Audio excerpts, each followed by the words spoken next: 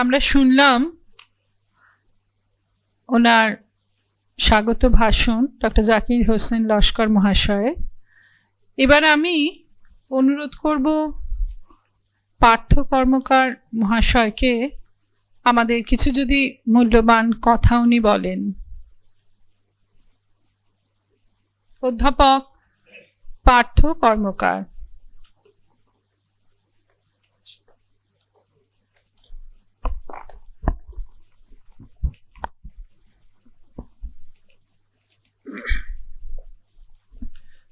নমস্কার। খেয়ে দিয়ে এসেছেন, সব ঘুম পেয়ে যাচ্ছে।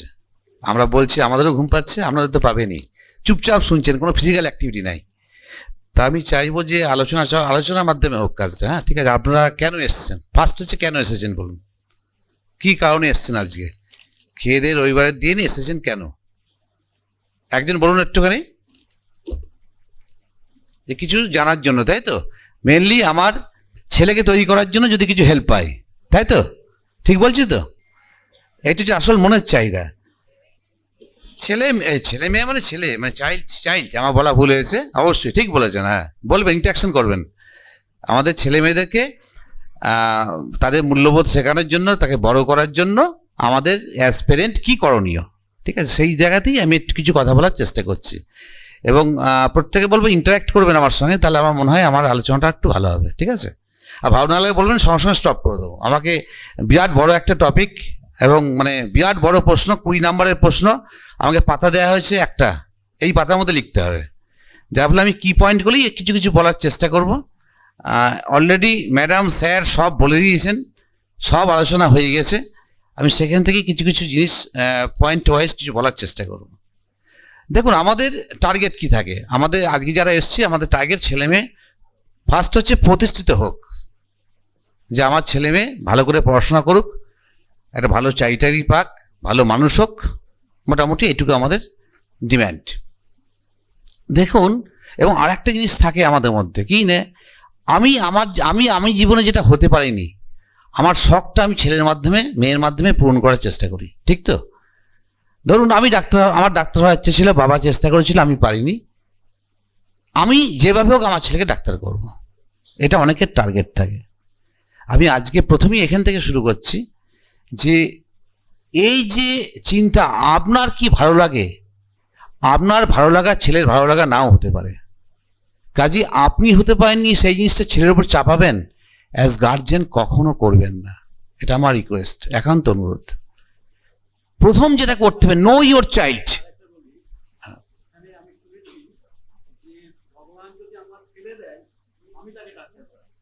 হ্যাঁ হ্যাঁ হ্যাঁ হ্যাঁ,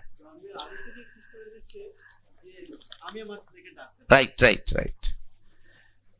হ্যাঁ, উনি যেটা বললেন নিশ্চয়ই শুনতে পেয়েছেন, যে অনেকে ছেলে হওয়ার আগেই ঠিক করে না আমার ছেলেকে ডাক্তারি করাবো। ঘটনাটা কিন্তু এটা কিন্তু কখনোই না। মনে রাখবেন, আপনার ছেলে মেয়ের, প্রতিটি ছেলে মেয়ে পড়াশোনায় ভালো নাও হতে পারে। জোর করে পড়াচ্ছেন, পড় না, এটা পড়া হবে না কিন্তু ওর দ্বারা, এইভাবে পড়া হয় না। আপনাকে একটা সঠিক দিশা দেখাতে হবে, ছেলের পছন্দের এরিয়াটাকে দেখাতে হবে। ছেলের পছন্দের এরিয়া দেখালে আপনাকে কিন্তু তাকে বলতে হবে না পর। তা কিভাবে পছন্দের দিশাটা দেখাবেন? মনে রাখবেন, প্রতিটি ছেলে, প্রতিটি সন্তান, ছেলে মানে সন্তানের কথা বলছি, কিছু না কিছু গুণ নিয়ে জন্মগ্রহণ করে। পড়াশোনায় ভালো হতে হবে কোনো অর্থ নাই, সে খেলায় ভালো হতে পারে, নাচে ভালো হতে পারে, গানে ভালো হতে পারে। আমার নিজের ভাইয়ের কথা বলছি, আমি যে কথাগুলো বলবো যেগুলো গল্প না, কিন্তু বাস্তব ঘটনা দিয়ে বলবো। আমার নিজের ভাই ছোটবেলায় একদম ছোটবেলায় আমি দেখতাম মাটি নিয়ে ভাই খেলা করছে, মাটি নিয়ে নানা রকম পুতুল তৈরি করার চেষ্টা করছে। বিশ্বাস করুন, তখন বয়স কত হবে, 2 বছর 1.5 বছর। তখন থেকে একটু বড় হলো, বাড়ির অবস্থা খুবই খারাপ ছিল, আমাদের খুব কষ্টে মানুষ হয়েছে আমরা 2 ভাই। তা ভাই রং করবে, রং পাচ্ছে না, মায়ের আলতা লুকিয়ে চুরি করে নিয়ে এসে রং করছে। বুঝতে পারছেন? মা কাপড় যেগুলো ফেলে দিয়েছে, মানে অন্য কিছু কাজে ব্যবহার করবে, মানে ব্যবহার করা যাবে না এমন কাপড়, ভাই কোনো রকমে ছিঁড়ে নিয়ে সেটাকে ঠাকুরের শাড়ি করার চেষ্টা করছে। বুঝতে পারছেন? তা এই ভাই ছোটবেলায় এই জিনিসগুলো করতো। তা যখন প্রাইমারি স্কুলে ক্লাস 1-এ ভর্তি হয়েছে, কিছুদিন পরই আমার মনে পড়ছে সেই দিনটা কথা, বাইরে দাঁড়িয়ে আছি, আমি এই ভাই, আমি বাবা দাঁড়িয়ে আছি। তা সে প্রাইমারি স্কুলের মাস্টারমশাই এসে বললেন বাবাকে, শৈলেনদা আপনার ছেলেটা না আঁকাতে খুব ভালো, ড্রয়িং দেন, ড্রয়িংয়ের টিচার দেন। বুঝতে পারছেন আমি বলছি কোন সালে কথা? 1980 সালের কথা মোটামুটি ধরে নেন, বা তারও আগের কথা। তখন আমার বাড়ি হচ্ছে বর্ধমান জেলার, বর্তমান পূর্ব বর্ধমান, কাটোয়াতে জন্মস্থান। তো কাটোয়াতে একটা সাব ডিভিশনাল টাউন, সেখানে কোথায় আঁকার টিচার পাবে? আঁকার কোর্স কোথায় হতো বলুন তো? কটা জায়গায় হতো আগে? তা যাই হোক, খুঁজে দেখলাম যে একজনই কাটোয়া সাব ডিভিশনে, উনি বিভিন্ন বাড়িতে গিয়ে আঁকা শেখান, মাসে 10 টাকা করে নেন। তা তখন ভাইকে একটা বাড়িতে কোনো রকম, তখন 10 টাকা আমার বাবার কাছে বিরাট ব্যাপার, কিন্তু বই কেনার পয়সা নাই, টাকা দেবে কি মাস্টারমশাই? তা যেহেতু মাস্টারমশাই বলেছে, মাস্টারমশাইয়ের কথা গুরুত্ব দিতেই হয়। সঙ্গে সঙ্গে বাবা কিন্তু কষ্ট করে আঁকার মাস্টারমশাইকে দিয়েছে। বিশ্বাস করুন, ভাই মাধ্যমিকে ভালো রেজাল্ট করলো, 5 ডিভিশনে পাস করলো, উচ্চ মাধ্যমিক সায়েন্স নিয়ে পাস করলো। এবার যুদ্ধ আরম্ভ হয়েছে, এবার গ্র্যাজুয়েশন করবে না আঁকা নিয়ে গ্র্যাজুয়েশন করবে, মানে অন্য কোনো বিষয় নিয়ে পড়বে না আঁকা নিয়ে পড়বে। এবার স্বাভাবিক কারণে আঁকা নিয়ে পড়ে কি হবে, দরকার নাই, অনেকেই বলছে অন্য সাবজেক্ট পড়, এরপর ওপর জুলজি পড়, নরম কথাবার্তা বলছে। আমি ভাইকে তখন কাটোয়া কলেজে জুলজি অনার্স ভর্তি করলাম। আমার টার্গেট এবং ভাইয়ের টার্গেট, ভাইয়ের যেহেতু ভালো লাগে, এবং ভাইয়ের পছন্দের জায়গা যেটা, সেটা যেভাবে হোক দিতে হবে। ভাইকে বেলঘড়িয়াতে নিয়ে এসে একটা মেসে আমি দিলাম, তুই মেসে থাক, তুই কষ্ট করে যেভাবে হোক চেষ্টা করে কোনো জায়গায় চান্স পেতেই হবে। ভাই সঙ্গে সঙ্গে কিন্তু পরপর প্রথমে একাডেমি অফ ফাইন আর্টসের চান্স পেলো, তারপর ইন্ডিয়ান আর্ট কলেজে চান্স পেলো, বিবিএ ভালো রেজাল্ট ফার্স্ট ক্লাস পেলো, MBA ফার্স্ট ক্লাস ফার্স্ট হলো।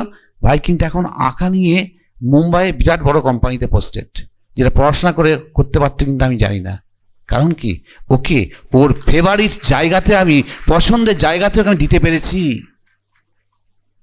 আপনার ছেলে মেয়ের যেটা পছন্দ, নো ইয়োর চাইল্ড। আপনার ছেলেকে আগে চিনতে হবে। কিন্তু আপনার ছেলে কি, কখনো ছেলেকে বকবেন না। কিন্তু আমি দেখেছি ছেলে কোনো কারণে একটা অঙ্ক না পারলে তোর দ্বারা কিচ্ছু হবে না, একদম বলবেন না, পারলে বরং উল্টো কথা বলবেন, তোর দ্বারা সব কিছু হবে, কেন পারছিস না, আয় তোকে অঙ্কটা বুঝিয়ে দিচ্ছি, তো কোন জায়গায় আটকাচ্ছে। আপনার ছেলে যখন ক্লাস 7, আপনি MSc, আপনি PhD হতেই পারেন, যখন 7-এর ছেলেকে পড়াবেন, যখন 1-এর ছেলেকে পড়াবেন, আপনাকেও ভাবতে হবে I am also a student of class 7। আপনাকে ভাবতে হবে, আপনার জ্ঞানকে ভাবলে হবে না, আপনার সেই লেভেলে নামতে হবে, আপনাকে সেই লেভেলে নেমে তাকে বোঝাতে হবে। Teaching is an art. Teacher সবাই হতে পারেন না, চাকরি সবাই করেন, শিক্ষকতা চাকরি করেন, টিচার খুব কম হয় দেখবেন। আসল টিচার খুঁজে পাওয়া যায় না। একটা স্কুলে খুঁজলে 50টা টিচার থাকলে আসল টিচারের সংখ্যা দেখবেন 5 থেকে 7টা। ঠিক না ভুল বলছি বলুন? আপনারা বিভিন্ন স্কুলে পড়েছেন, আমরাও একটা স্কুলে পড়েছি, মঞ্চে যারা আছেন, VC সাহেব আছেন, সবাই আছেন, প্রত্যেকে যারা জেনিত ইনস্টিটিউশনের সঙ্গে যারা যুক্ত, প্রত্যেকে আছেন, প্রত্যেকে কিন্তু আমরা একটা স্কুলে পড়েছি। সেটা আজ থেকে 40 বছর হোক, 30 বছর হোক, 50 বছর হোক আগে। সবাইকে যদি বলা হয় টিচারদের নামগুলো বলুন তো, নাম বলতে পারবেন? এখন সব টিচারদের নাম বলতে পারবেন না, বলতে পারবেন কয়েকজনের নাম, ওই 8টা 10টায় গিয়ে আটকে যাবে ম্যাক্সিমাম। প্রথম 2-3টে সঙ্গে সঙ্গে মনে চলে আসবে, আর তারপরেগুলো ভাবতে হবে সেই নামগুলো কি আছে, বা জিজ্ঞাসা করতে হবে। প্রথম কার নাম মনে পড়বে? যে টিচার আপনার হৃদয়কে স্পর্শ করতে পেরেছিল। হৃদয়কে স্পর্শ করতে হবে, হৃদয়কে স্পর্শ না করে তিনি শিক্ষক না, তিনি শিক্ষকতার চাকরি করে বেরিয়ে গেলেন, রিটায়ারমেন্ট হয়ে গেল। হৃদয়কে স্পর্শ করতে হবে, মনে রাখতে হবে আমি শিক্ষক, আমাকে প্রত্যেক ছাত্রছাত্রী চিনবে, প্রত্যেক ছাত্রী যতদিন বেঁচে থাকবে ততদিন চিনবে। তার জন্য কি করতে হবে? ছাত্রের সঙ্গে মিশতে হবে। ছাত্রের সঙ্গে টিচার হচ্ছে ফ্রেন্ড, ফিলোসফার, গাইড। আপনাকেও বাবা মা হচ্ছে প্রথম টিচার। ছেলে মেয়েদের প্রথম টিচারকে কখন পান? ছেলে মেয়ের প্রথম টিচার বাবা মা। বাবা মাকে অনুকরণ করে, এই যে বলেন ছেলে মেয়ে খারাপ হচ্ছে, এ হচ্ছে, আমরা যদি ঠিক থাকি, বাবা মা যদি ঠিক থাকে, ছেলে মেয়ে খারাপ হতে পারে না। বাবা মাকে ঠিক হতে হবে। আমাদের করতে হবে কি, আমাদের মানে ছেলের ঠাকুমা, ছেলের দাদু, ছেলের দিদা, ছেলের পিসি, ছেলের কাকু, তাদের সঙ্গে আমাদেরকে সম্পর্ক রাখতে হবে। আর কি বোঝাতে পারলাম? ছেলে দেখবে তো, ছেলে যখন বড় হবে, বাবা আমার দিদাকে, আমার ঠাকুমাকে তো একদম দারুণ ভক্তি করতেন, শ্রদ্ধা করতেন, আমাকেও করতে হবে। This is my duty. একটা ঘটনা বলছি, ঘটনা আপনার বাস্তব ঘটনাটা আমি লাস্ট কথাটা আমি আগে বলছি। লাস্ট কথা হচ্ছে, যদি আমার ছেলে অঙ্কে 50 নাম্বার কম পেত বা আইআইটিতে চান্স না পেত, এটা হচ্ছে লাস্ট কথা কিন্তু ঘটনাটার। এবার ঘটনাটা আমি বলছি দু কথা। দেখুন, আমাদের সময় যখন পড়াশোনা করতাম, উচ্চ মাধ্যমিকে ফার্স্ট হাফ সেকেন্ড হাফ দুটোভাবে পরীক্ষা হতো, তো মনে করতে পারছেন? এখন চেঞ্জ হয়ে গেছে সব। ফার্স্ট হাফে হতো ক্লাস 11-এর পরীক্ষাটা, আর 12 হতো ওই সাবজেক্টের সেকেন্ড পার্টটা। 10টা থেকে 1টা, 2টো থেকে 5টা, ঠিক বলছে? তো 1টা থেকে 2টো ওই 1 ঘন্টা গ্যাপ থাকতো। সেখানে মা বাবার রোল কি ছিল? মা বাবা বা না পারলে গার্জেন ছুটে যেত সেই সময়ে। কেউ ডাব নিয়ে যেত, কেউ মিষ্টি নিয়ে যেত, কেউ ছেলে যেটা ভালোবাসে সেই খাবারটা নিয়ে যেত। এবং ছেলে করতো কি, ছেলের এক হাতে বই, সেকেন্ড পেপার বই দেখছে, পড়ছে, বাবা মা হাতে খাইয়ে দিচ্ছে। মনে করে দেখুন, চিন্তাটা করুন। তো সেই সময় সেই সময় যখন ঘটনা ঘটছে, একটি ছাত্র পরীক্ষা দিয়ে বেরিয়েছে, তার বাবা অঙ্কের শিক্ষক, অঙ্ক তার ছেলেকে নিজেই পড়ান। ফার্স্ট পেপার পরীক্ষা দিয়ে এসছে অঙ্ক। এরা আসার পর প্রশ্নটা বাবা দেখেছে, ছেলেকে খাচ্ছে, এক হাতে খাচ্ছে, সেকেন্ড পেপার দেখছে। তখন প্রশ্ন দেখার পরই ছেলে বলার আগেই বলছে কি 100 পাবি তো? ও 100 পাবো। এবং তখন ওই যে বাবা তার বন্ধুদেরকে বলছে, এই যা প্রশ্ন হয়েছে, আশা করি সেকেন্ড পেপার যদি এরকম প্রশ্ন হয়, আমার ছেলে 200 পাবে। বুঝতে পারছেন? কেন? তো পড়িয়েছে, ছেলেকে জানে। এইচএস পরীক্ষা দিল, খুব ভালো পরীক্ষা দিল। ঘটনা বলছে কিন্তু, গল্প না কিন্তু। রেজাল্ট বেরোলো, 190 পেল। 190 পেল, আইআইটিতে চান্স পেল, আইআইটিয়ান হলো, বিদেশে গেল, পিএইচডি করলো, পোস্টডক করলো, খুব ভালো চাকরি করলো। খুব ভালো চাকরি করছে ইন্ডিয়ার খুব ভালো একটা জায়গাতে, বিরাট বড় পোস্টে, বড় বেতনে সে হাই স্যালারিড নিয়ে জয়েন করলো একটা। এইবার জয়েন করার পর আরম্ভ হলো, ব্যাস আস্তে আস্তে বাড়িকে বলতে লাগলো যে কথাগুলো আগে পূর্ববর্তী বক্তারা সব বলে গেছেন, অল্প অল্প করে টাচ করে গেছেন। আস্তে আস্তে ভুলতে লাগলো। বছরের পর বছর যায়, প্রথমে 1 বছর অন্তর বাড়ি এলো, তারপর 2 বছর অন্তর, কিছুদিন পর ফোনই করে না, যোগাযোগও নাই, কন্ট্যাক্টও নাই, কোনো কিছু রাখে না। তারপর কি হলো, হতে হতে মা এক সময় মারা গেলেন। তা সেই ছেলের সময় নাই মাকে দেখতে আসার। মাকে দেখতে আসেনি, মারা গেল। বাড়ি থেকে ফোন করছে, তখন বলছে কত টাকা লাগবে বলিস, আমি পাঠিয়ে দেবো, আমি যেতে পারবো না রে। তখন তার বাবা কষ্ট করে বলছে, যদি আমার ছেলেটা অঙ্কে 50 নাম্বার কম পেত, আইআইটিতে চান্স না পেত, তাহলে মনে হয় ভালো হতো। অর্থাৎ বাবা মা বুঝেছেন, আমি ছেলেকে পড়িয়েছি কিন্তু মানুষ করতে পারিনি, শেখাতে পারিনি। এই মানুষ করতে হবে। মানুষ মানে হাত পা আছে মানে মানুষ না। আমরা প্রত্যেকে মানুষ কিন্তু না। আমরা দেবতার পুজো করি। আমি যখন বসে থাকি, আমি বিভিন্ন সরকারি পোস্টে ছিলাম, বিভিন্ন জায়গাতে ছিলাম। অ্যাকচুয়ালি সরকারি কলেজের অঙ্কের অধ্যাপক আমার আসল designation, associate professor of mathematics government college. বিভিন্ন কলেজে, বেতুন কলেজ, বিধাননগর গভর্নমেন্ট, বিভিন্ন জায়গাতে পড়িয়েছি আমি, জলপাইগুড়ি, পুরুলিয়া, বিভিন্ন জায়গাতে পড়িয়েছি। যেহেতু আমাদের সরকারি চাকরি ট্রান্সফার হয়, ট্রান্সফার চাকরি, তো বিভিন্ন কর্মক্ষেত্রে গিয়েছি। তা আমার কাছে ধরুন বহু লোক আসেন, তো পাবলিক, সমস্ত ধরনের পাবলিক আসেন, মানে বাকি নাই। প্রায় আমার অ্যাডমিনিস্ট্রেশনে প্রায় 8 বছর, 8.5 বছর হয়ে গেল। তা সেখানে অনেকে এসে বলেন, তারাপীঠ থেকে এসে, স্যার তারাপীঠ চলুন, স্যার আপনাকে তারাপীঠে নিয়ে যাবো, স্যার পুজো দিয়ে, স্পেশাল পুজো দিয়ে দেবো, করবো। ঘটনা তাই দরকার আমাকে বলে। তাই আমি বললাম যে দেখুন, আমি মনে করি আমার কোনো পিঠে যাওয়ার দরকার নাই। আমার মন্দির হচ্ছে আমার চেয়ারটা। যারা আমাকে যে আসছে পাবলিক সার্ভিসের জন্য, যেই জন্য বসে আছি, সেই সার্ভিস যদি সঠিকভাবে দিতে পারি, আমার মনে হয় না কাউকে আমাকে কোনো সার্ভিস দেওয়ার জন্য যেতে হবে, কোন পুজো দিতে হবে। আমি কিন্তু এই উত্তরটা তাদের দিই। খবর নেবেন, যারা আপনার বিভিন্ন জন তো গার্জিয়ান আছেন, নিশ্চয়ই খবর পাবেন। তা এই ধরনের যে ঘটনাগুলো কিন্তু আমাদের খুব নাড়া দেয়, দেখবেন খুব নাড়া দেয়। মনে রাখবেন, পশ্চিমবঙ্গ সরকার শিক্ষা দপ্তর গত বছর থেকে 2025 সালে নতুন একটা স্কিম চালু করেছে, নিশ্চয়ই আপনারা জানেন। সেটা হচ্ছে হলিস্টিক প্রোগ্রেস রিপোর্ট কার্ড। সেই জিনিসটা আর কি, দেখুন আমরা যখন পড়াশোনা করতাম, ডক্টর লস্কর কতক্ষণ টাইম পাবো? স্যার আছেন? টাইম কতক্ষণ পাবো বলুন না, ওকে চালাবো। Thank you. বেশ, কি বলতে গেলাম, কথাটা বলুন। এইচপিআরসি, হ্যাঁ, হলিস্টিক রিপোর্ট কার্ড। বর্তমান সরকার 2025 সাল থেকে একটা নতুন স্কিম চালু করেছে, হলিস্টিক প্রোগ্রেস রিপোর্ট কার্ড। আমি খুব সংক্ষেপে বলবো, এটা নিয়ে বলতে গিয়ে 3-4 ঘন্টা লাগবে শুধু হলিস্টিক প্রোগ্রেস রিপোর্ট কার্ড নিয়ে। আমি জাস্ট কি পয়েন্ট বলবো, আমি কয়েকটা পয়েন্ট বলবো। আমরা যখন পড়াশোনা করতাম তখন কি পেতাম? আমরা ভর্তি হলাম, একটা ক্লাস কমপ্লিট হলো, একটা কাগজ পেতাম, তাই তো? ঠিক বলছি? এরকম ঠিক। কাগজটা ছিল সবুজ কালারের, ঠিক বলছি? বাঁ দিকে লেখা থাকতো প্রোগ্রেস রিপোর্ট, নাম, ক্লাস, সেকশন, রোল নাম্বার, আর কিছু থাকতো না, স্কুলের নাম থাকতো। এই পাতায় কি থাকতো? যে কোন ক্লাসের মার্কশিট, কত নম্বরের টোটাল পরীক্ষা হয়েছে, কোন কোন সাবজেক্টে পরীক্ষা হয়েছে, আমি কত পেলাম, আর কোন কোন স্কুলে কিন্তু ওই সাবজেক্টে কত হায়ার স্টুডেন্টে থাকতো, মনে পড়ছে? আর টোটাল মার্কস কত, প্রমোটেড কি নন প্রমোটেড লেখা থাকতো। আর কি লেখা থাকতো বলুন? আর দুটো জিনিস লেখা থাকতো, একটা হচ্ছে অ্যাটেন্ডেন্স কেমন, কন্ডাক্ট কেমন, ব্যাস। আর গার্জিয়ানের সই, টিচারের সই, এর বাইরে কিন্তু একটা ওয়ার্ডও থাকতো না। ঠিক বলছি না ভুল বলছি? একদম ঠিক। সেটা ছিল কিন্তু আমাদের সময়কার প্রোগ্রেস রিপোর্ট। এখনকার প্রোগ্রেস রিপোর্ট সম্পূর্ণ আলাদা। That is called holistic progress report card, not progress report. Holistic development মানে কি? সার্বিক মূল্যায়ন করতে হবে, শুধু পড়াশোনার রেজাল্ট মূল্যায়ন করলে হবে না। আমাদের সময় বছরে দুটো করে পরীক্ষা হতো, একটা নাম ছিল হাফ ইয়ারলি, একটা নাম ছিল অ্যানুয়াল পরীক্ষা। এখন পরীক্ষা হয় কটা জানেন? বছরে কটা পরীক্ষা হয় একটা ক্লাসে? সারা বছরে কটা পরীক্ষা হয় টোটাল? সারা বছর পরীক্ষা হয় 12টা। এই 12টা পরীক্ষার মার্কস দেওয়া হয় আপনার, প্রতিটি ক্লাসের 12টা পরীক্ষার মার্কস দেওয়া হবে কিন্তু হলিস্টিক প্রোগ্রেস রিপোর্ট কার্ডে। 12টা কিভাবে পরীক্ষা? 9টা হচ্ছে ফর্মেটিভ, ধরলেন না? ওটা তো পরীক্ষা বললে তো ধরার, আমি ধরতে পারবো না, যেটা আছে সেইটা। আমি অঙ্কের লোক, অঙ্ক দিয়ে কথা বলবো। 9 + 3, প্রতি 9 মাসে 9টা হচ্ছে হলিস্টিক, 9টা।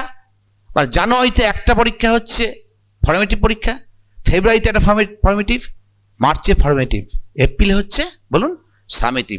3টে করে ফর্মেটিভ, তার এগেনস্টে একটা করে সামেটিভ করে 3টে সামেটিভ আর 9টা ফর্মেটিভ। 12টা পরীক্ষার মার্কস দেওয়া হবে হলিস্টিক প্রোগ্রেস রিপোর্ট কার্ডে।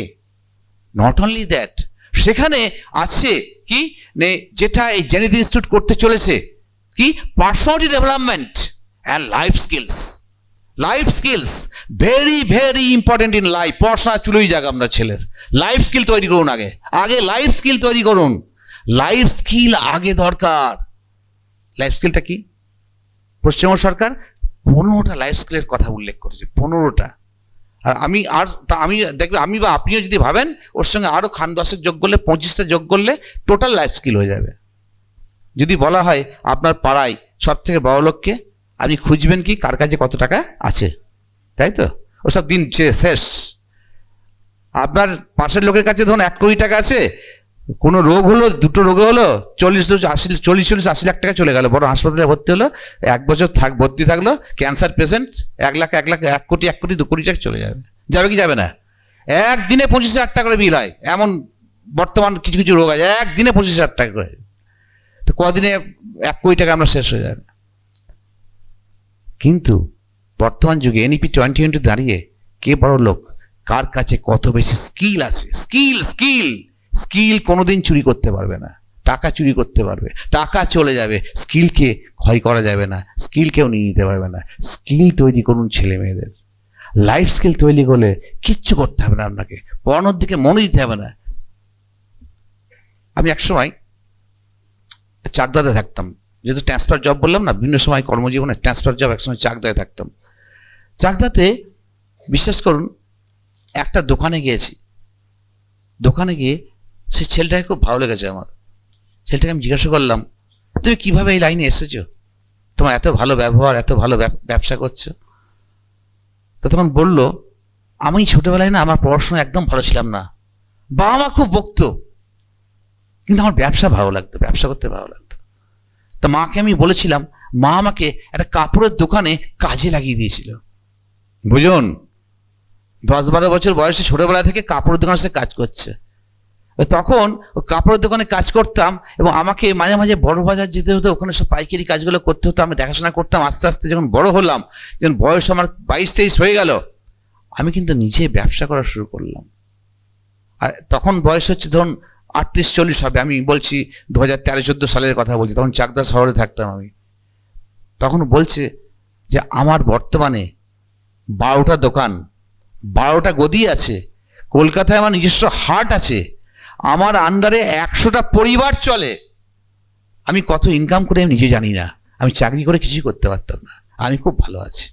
এই যে আমি খুব ভালো আছি, আমি আমার নিজের জায়গাটা আছি, পছন্দ করছি। বললাম না, ছেলের কোন জায়গায় ভালো লাগছে দেখতে হবে আপনাকে। ছেলে কাপড়ের ব্যবসা করে কোন জায়গায় গিয়েছে আমি ভাবতে পারছি না। কথা আছে না, সুতো আর জুতো, ব্যবসা না করলে বুঝবেন না কত লাভ। আমাকে মানে জুতোর দোকানের এক বন্ধু বলেছিল, আমাকে ব্যবসাদার বন্ধু বলেছিল, জুতো আর সুতো যে পার্থ, ব্যবসা না করলে তুই বুঝবি না এর কত লাভ আছে। যারা ব্যবসা করে তারা জানে কত লাভ।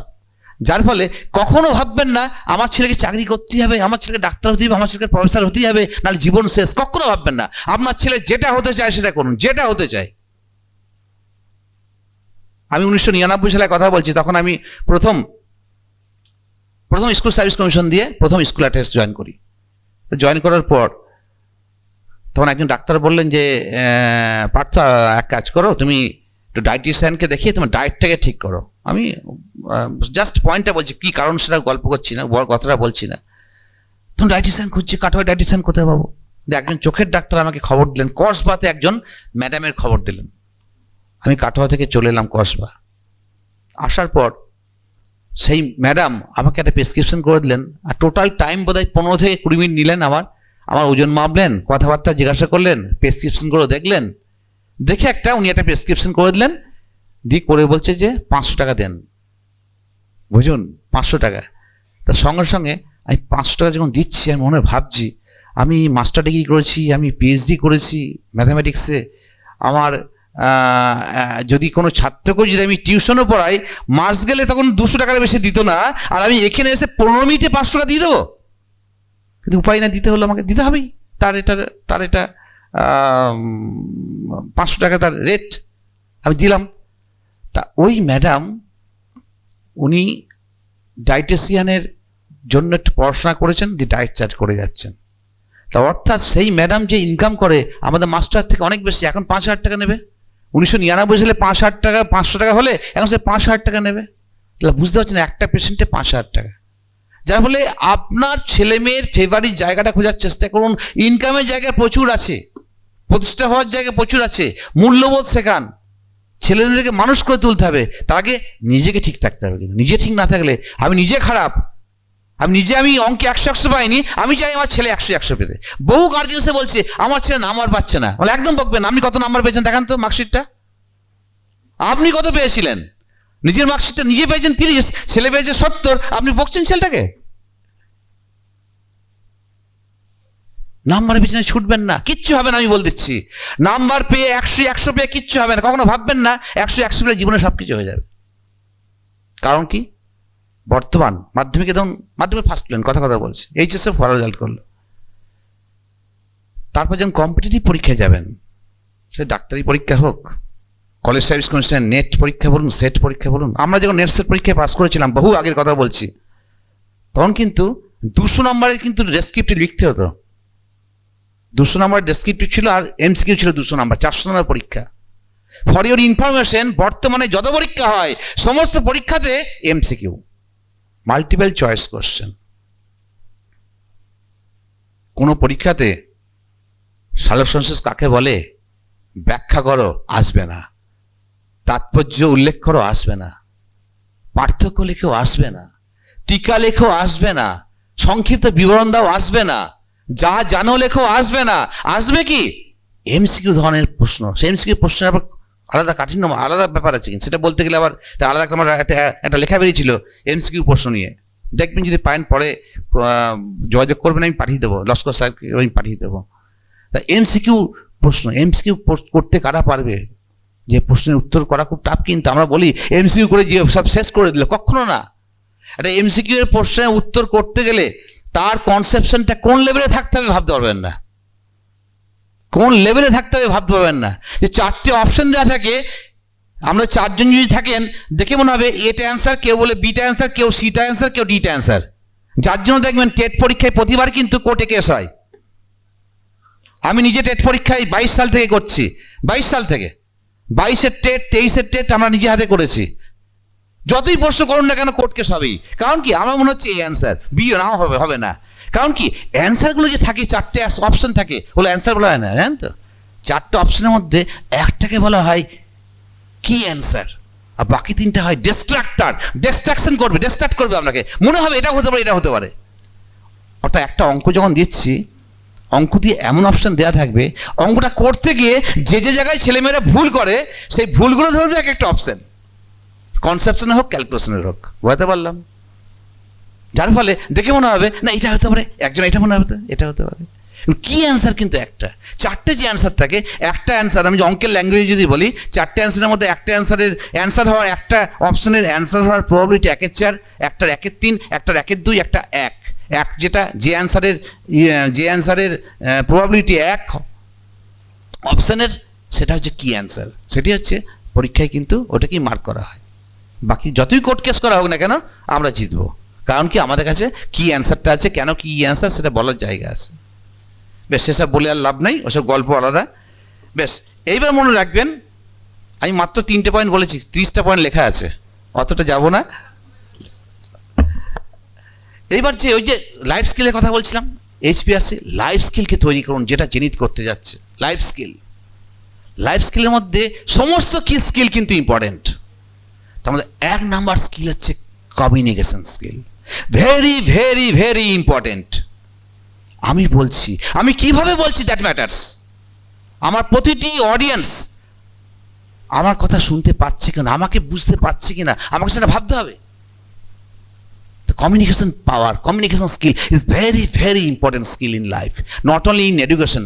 প্রতিটি মুহূর্তে আপনি যদি সকালবেলায় ঘুম থেকে উঠে থলে নিয়ে বাজারে যান, সঙ্গে সঙ্গে মাইন্ড ম্যাপ করে দেয় যে আমাকে এর দোকানে মাংস কিনতে হবে, এর দোকানে মাছ কিনতে হবে, এর দোকানে ডিম কিনতে হবে, এর দোকানে সবজি কিনবো, এর দোকানে মুদিখানা দোকান কিনবো। যে দোকানে ভিড় সেই দোকানে লাইন দিয়ে থাকতে হয় অনেক সময়। কেন? যে দেখবেন অনেক সময় ভিড় আছে, আপনি চলে যাচ্ছেন, দাদা দাদা কী আছে, থলেটা দিয়ে যান, কী লাগবে বলুন, আমি দিয়ে রাখছি। এত সুন্দর একটা কথা বললো, কয়েকটা কথা বললো, আপনার সঙ্গে সঙ্গে কিন্তু মন কিন্তু কেড়ে নিল। ঠিক আছে 2023 সালের 31 ডিসেম্বর মনে আছে আমার ডেটটা, আমি মালদা গিয়েছিলাম, বিশেষ কাজে মালদাতে ছিলাম, 23 সাল। তো সেখানে বিশেষ করে একটা জায়গায় ঘুরতে গিয়েছি, ফ্যামিলি আছে আমার। তা দেখছি যে একটা দোকানে দেখতে পাচ্ছি যে বসে আছে, লুঙ্গি পরে গায়ে গামছা দিয়ে বসে আছে, গায়ে গামছাটা ঝোলানো আছে, গায়ে চারটো আছে, গায়ে একটা গামছা ঝোলানো আছে, আর কিছু পেয়ারা রেখে দেওয়া আছে, পেয়ারা বিক্রি করছে। ঠিক আছে, ওটা চোখে বললো আমার ভদ্রলোক। পাশে দেখলাম খুব অনেকজন লোক ঘিরে আছে। আমি চলে যাচ্ছি এবং দেখলাম মাইকে মানে অডিও করা আছে, অডিওতে একটা রেকর্ডিং হচ্ছে। ও রেকর্ডিংটা আমার কানে এসছে। তারপরেই কি কানে এসছে রেকর্ডিংটা, আসুন বারুইপুরের পেয়ারা, বুঝুন বারুইপুরের পেয়ারায় ভিটামিন সি আছে, খেলে আপনার এই হয় ইত্যাদি ইত্যাদি। এত সুন্দরভাবে ওই অডিওটা করে রেখেছে ক্যাসেট। যে বসে পেয়ারা বিক্রি করছে তার কাছে কেউ পেয়ারা কিনছে না, আর পাশের দোকানটা হচ্ছে ভিড়াক্কার। আমিও যথারীতি ওই গলা শুনে চলে গেলাম তার কাছে, গিয়ে দেখলাম যে পেয়ারাটা একদম ত্রিভুজাকৃতি করা আছে, একদম মানে পিরামিডের মতো করা আছে, বুঝতে পারছে না, সুন্দরভাবে ছোট বড় থেকে ছোট সুন্দর সাজিয়ে, এবং পাশে একটা জল মানে ওই জাস্ট মানে মানে কি বলবো খুললি জল পড়ছে, সঙ্গে সঙ্গে ভালো করে ধুচ্ছে, পাশে একটা ভালো টাওয়েল আছে, টাওয়েলটা দিয়ে ভালো করে মুছছে, সুন্দর ভালো প্যাকেটে আপনার লঙ্কা, তারপরে নানা রকম বাটার করা আছে টেস্টি করার জন্য, দিয়ে ভালো করে মাখাচ্ছে। যে কন্টেনারটা খুব দেখে খুব পছন্দ হচ্ছে। যেমন সাধারণভাবে যে কন্টেনারগুলো বাজারে দেখলে গন্ধ মনে হয়, একদম না, দেখে মনে হচ্ছে না খুব ভালোভাবে রেডি করে দিচ্ছে। অর্থাৎ দিস ইজ কল্ড ইনোভেশন। আমি জিজ্ঞাসা করলাম, বাবা তুমি পেয়ারা, এবং অডিও আমি রেকর্ডিং করেছিলাম, সেই লোকটার কথা আমি রেকর্ডিং করেছিলাম। হ্যাঁ তুমি কিভাবে, বলে আমি প্রতি মাসে কিন্তু নতুন জিনিস চিন্তা করি। ওর ইনকাম পার মান্থ 30,000 টাকা, বলে আমার 1,000 টাকা ইনকাম হবেই পার ডে, মিনিমাম যদি ইনকাম 1,000 টাকা। আমরা 4জন ছিলাম, আমরা তো পেয়ারা খেলাম 120-30 টাকার পেয়ারা খেলাম, বুঝতে পেরেছেন? একটা পেয়ারার দাম তখন 120 টাকা করে কেজি। কথা আমি বলছি, 1 কেজি তো লাগবেই, যে 4 জন পেয়ারা খায়, বড় ডাসা পেয়ারা। আর ভিড়াক্কার দোকানটা, আমার যেখানে বিক্রি করবো সেখানেই হবে। পাশের লোকটাকে বললাম তুমি কিছু চিন্তা ভাবনা করতে পারো না? আমি জিজ্ঞাসা করেছি পাশের লোকটাকে, তুমি চিন্তা ভাবনা করো, কি সুন্দর বিক্রি করছি, তোমার দোকানে কেউ আসছে না বাবু, আমার দিনে 100-200 টাকা হলেই আমার সংসার চলেই হলো, আমার সব দরকার নেই, বলে দিল সামনে। অর্থাৎ he has no target at all. জীবনে সে কিচ্ছু করতে পারবে না।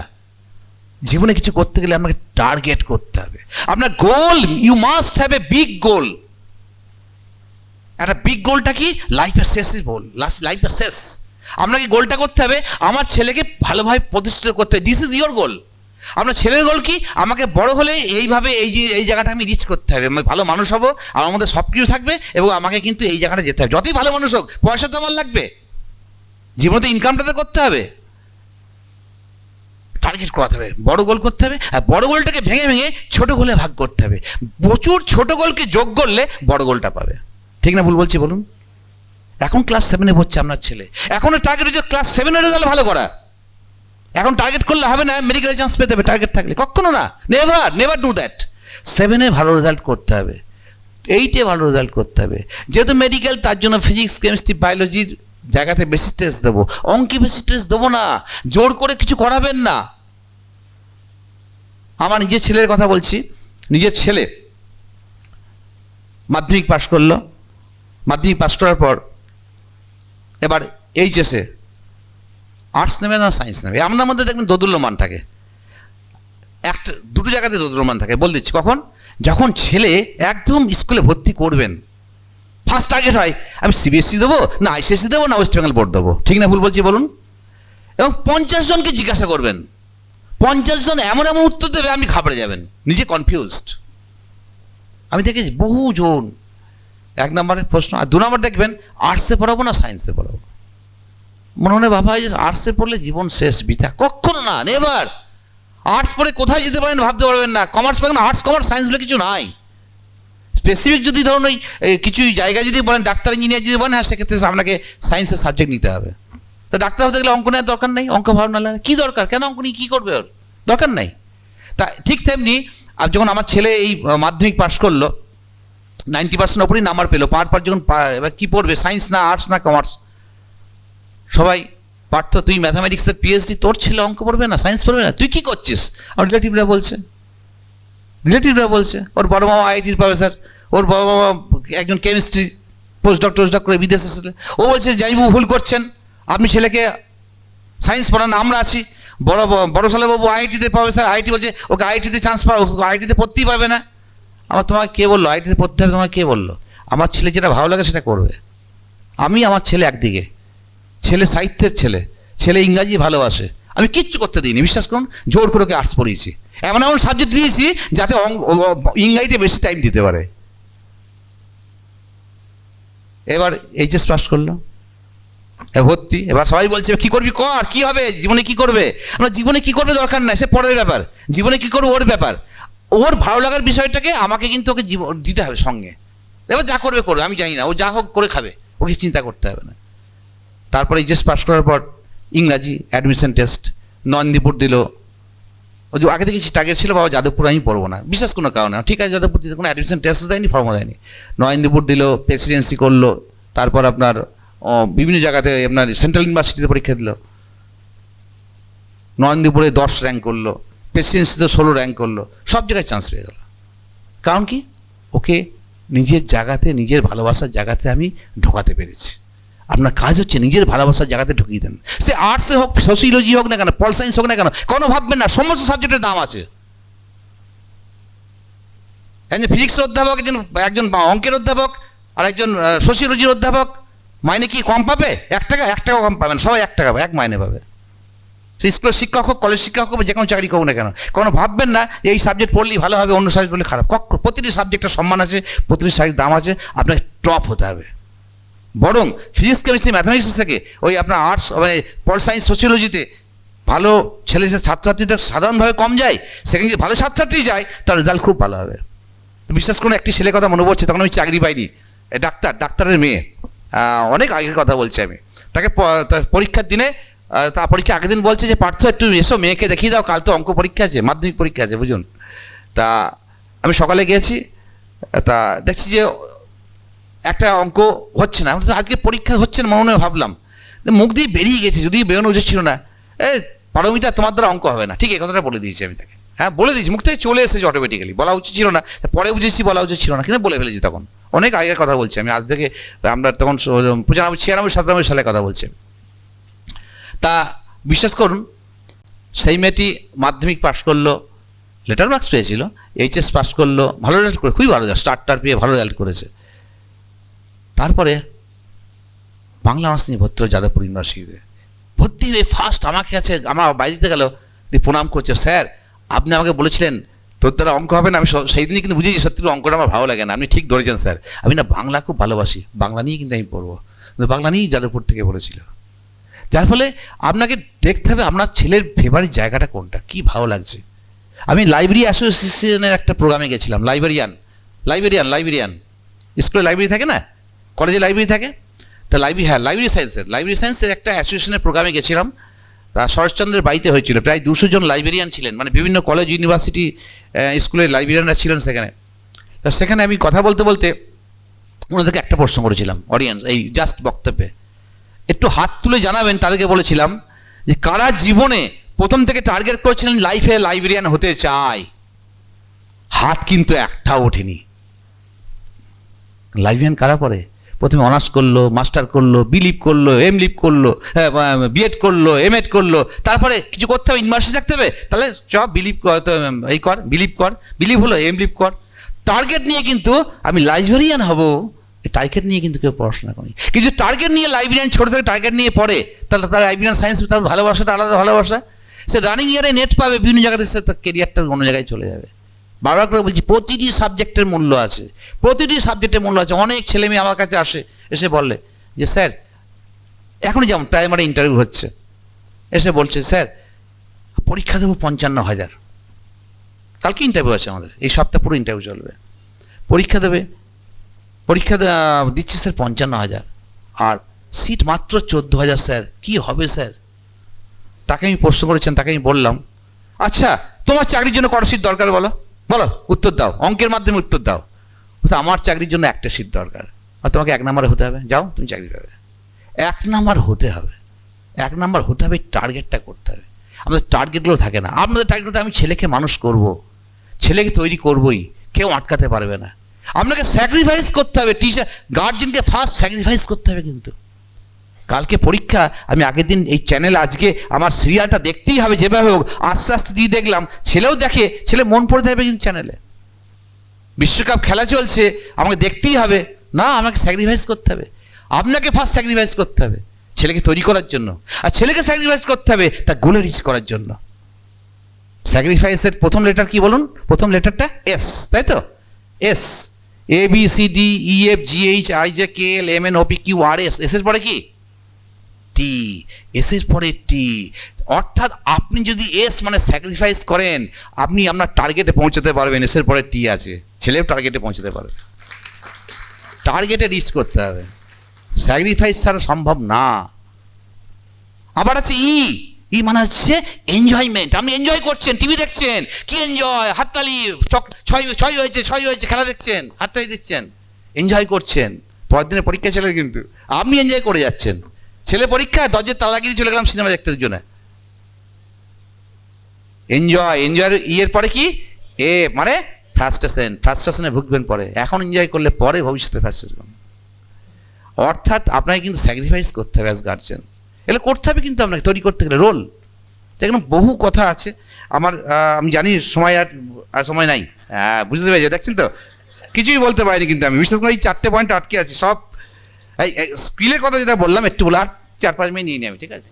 কারণ স্কিলের কথা আসলে কি, আমরা পড়াতে গেলে ক্লাসে স্কুলে যখন ছিলাম মিনিমাম তো 35 মিনিট পড়াতে হতো, আর কলেজে আমি পড়াতে 1.5 ঘন্টা ক্লাস নিতাম। আমি বেতন কলেজে যখন ছিলাম, ম্যাথামেটিক্স সায়েন্সে 1.5 ঘন্টা ক্লাস, পুরো 2টো পিরিয়ড একসঙ্গে থাকতো, নাহলে ওই নেওয়া অভ্যাসটা হয়ে আছে।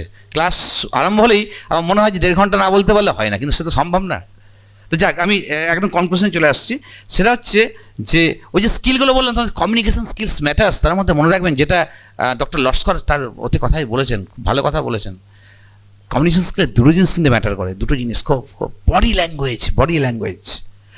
ল্যাঙ্গুয়েজটা খুব ভালো হতে হবে। কিন্তু বডি ল্যাঙ্গুয়েজ মানে কখনোই ওয়েল ড্রেসড না, কিন্তু দামি ড্রেস না।